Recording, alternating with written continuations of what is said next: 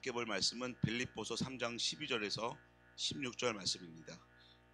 빌립보서 3장 12절에서 16절 말씀입니다. 어제 이어서 믿음의 경주자 두 번째 시간을 갖도록 하겠습니다.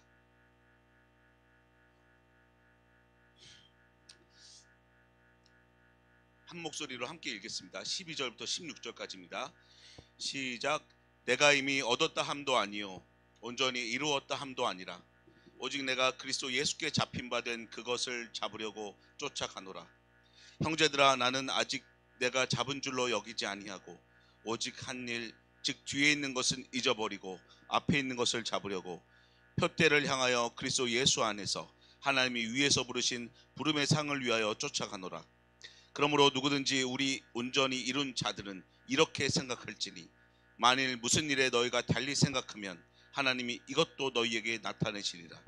오직 우리가 어디까지 이르렀던지 그대로 행할 것이라. 아멘. 15절 제가 다시 한번 읽겠습니다.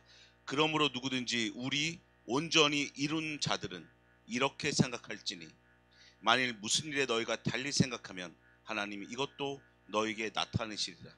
그러니까 온전히 이룬 자들만 12절부터 14절까지 믿음의 상을 쫓아 상급을 쫓아 간다는 것이죠. 구원받은 사람만 바로 성화 구원을 위해서 상급을 쫓는 삶을 산다고 사도 바울이 얘기하고 있습니다.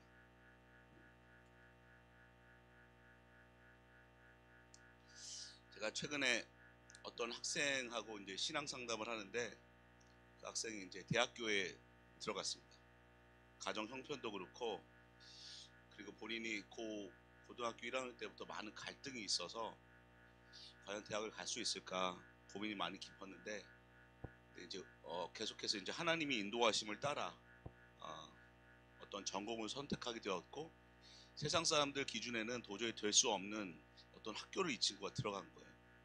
그 친구가 그 다음 날 이제 실기 시험을 보기 위해서 이제 준비를 하는데 머릿속에 떠오른 단어가 넥스트 스텝, 그 다음 단계, 다음 첫 발자국.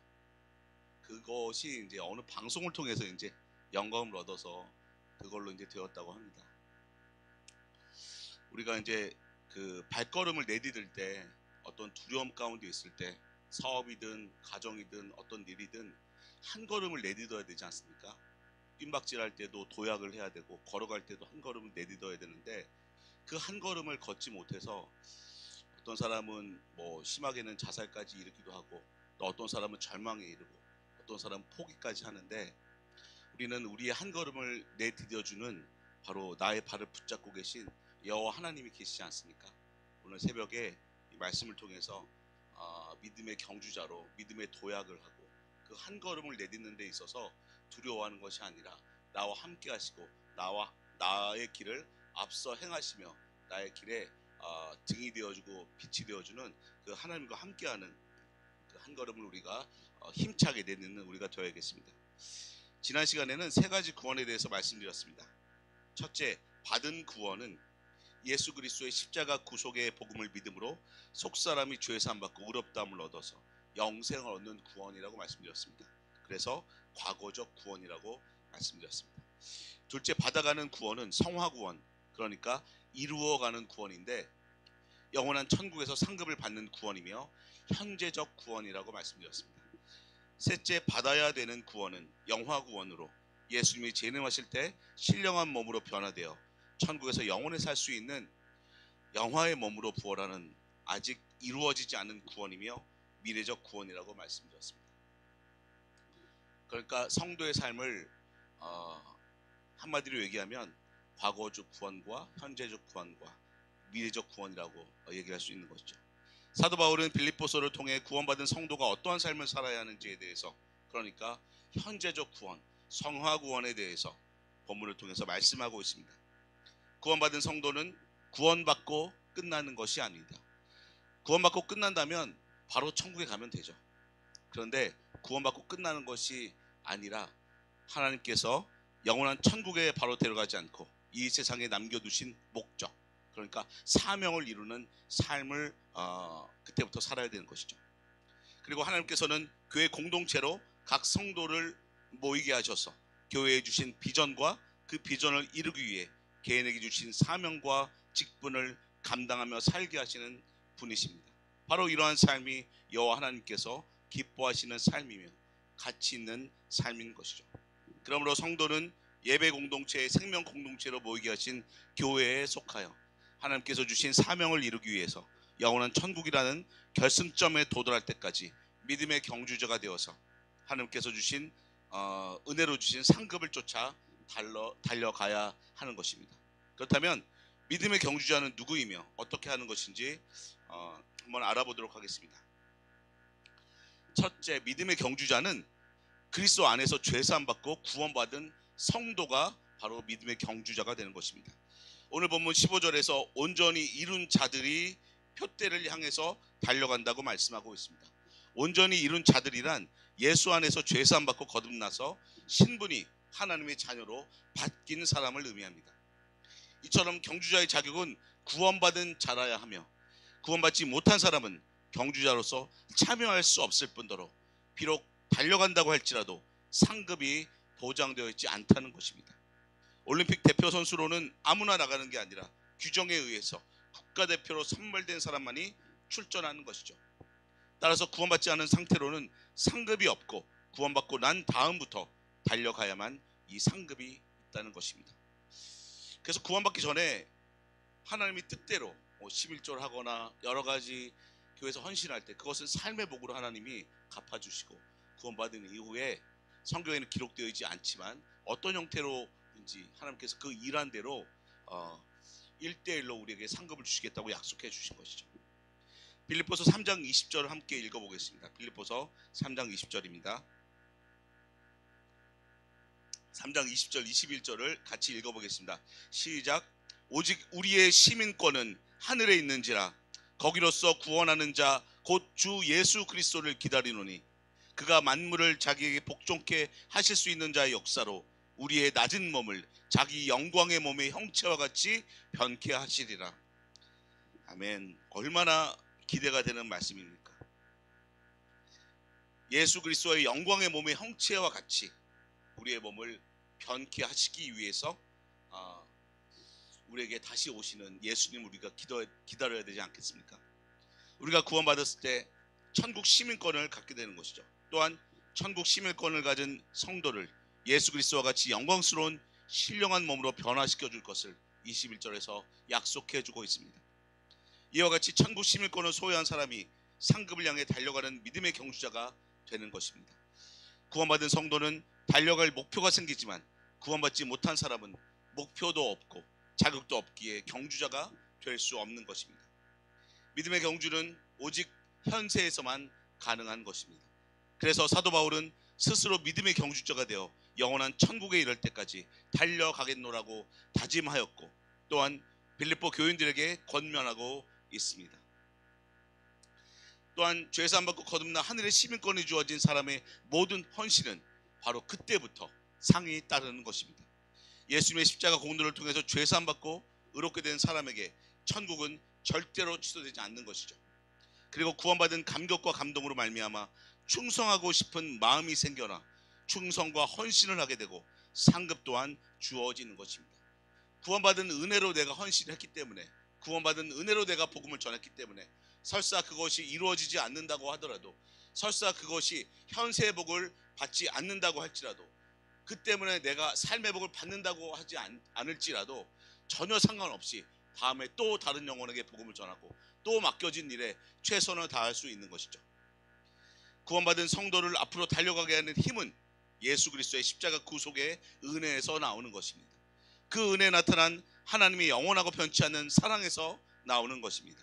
그래서 사도 바울은 에베소서에서 구원받은 믿음 또한 행위에서 나온 것이 아니라 은혜로 나온 것임을 분명히 증거하고 있습니다. 너희가 그 은혜를 인하여 믿음으로 말미암아 구원을 얻었나니 이것이 너희에게서 난 것이 아니요 하나님의 선물이라. 행위에서 난 것이 아니니 이는 누구든지 자랑치 못하게 함이니라. 우리는 그의 만드신 바라 그리스도 예수 안에서 선한 일을 위하여 지으심을 받은 자니 이 일은 하나님이 전에 예비하사 우리로 그 가운데서 행하게 하려 하심이니라 라고 말씀하고 있습니다. 에베소서 2장 8절부터 9절, 10절까지 모두 다 하나님의 은혜로 된 것임을 담대히 선포하고 또한 증거하고 있는 것이죠. 우리가 하나님의 형상대로 창조된 것도 은혜입니다. 십자가 구속의 복음을 믿게 된 것도 은혜입니다. 그리스도 예수 안에서 복음을 증거하며 영원한 천국에서 받을 상급을 얻으려 달려가는 것도 은혜입니다. 이 모든 것은 창세전에 하나님께서 미리 정하신 것이라고 분명히 말씀하고 있는 것입니다.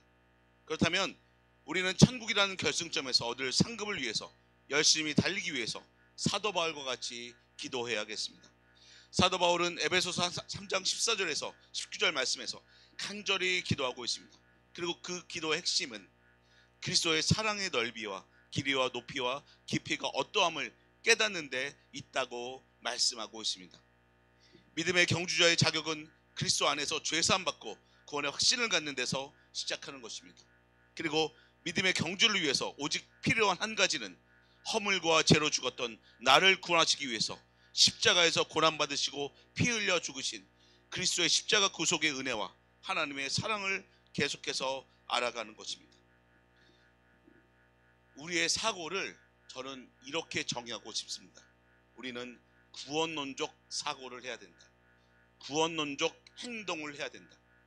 그 사랑과 은혜를 더욱 깊이 알아가는 것이 믿음의 경주를 지치지 않고 계속할 수 있는 원동력이 되는 것입니다. 가끔 구원 상담을 해보면 상담할 때 정말 감격해서 그 말씀을 받는 사람들이 있습니다. 근데 어떤 사람들은 신앙이 오래되었기 때문에 이성적으로는 받아들이고 구원은 받았는데 상대적으로 그 감격이 덜한 사람도 저는 보게 됩니다. 물론 둘 다 구원 받은 것이죠. 근데 어떻게 구원받았느냐, 어떤 감격으로 구원받았느냐에 따라서 그 몇 개월, 몇 년이 결정되는 것을 저는 심심치 않게 보게 됩니다. 그렇다면 나는 구원의 확신을 가졌는데 나의 구원의 감격은 지금 그대로인가?